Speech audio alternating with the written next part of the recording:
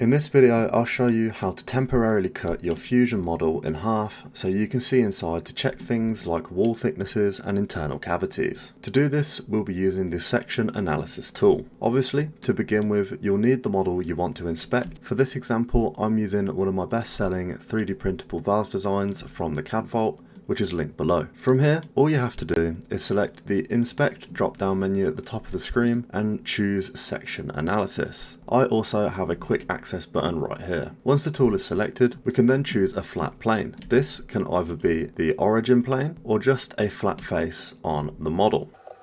After clicking a face, the cutting plane will appear. Simply drag the arrow that has appeared towards the model to position the section. You can also adjust the angle of the section using the angle grips found around the arrow. When you're done positioning the section plane, press enter to confirm. This can then be found on the left hand side of the screen, and as you can see, you can save multiple section views and quickly cycle through all of them one by one with a simple click of the eye next to it. Once you're done with your section view, we can disable all of them by turning the visibility off for the entire analysis folder. This way we can easily reactivate them later if needed. That's all there is to it. If you found this video useful, consider subscribing. I create Fusion 360, AutoCAD and 3D printing tutorials like this regularly.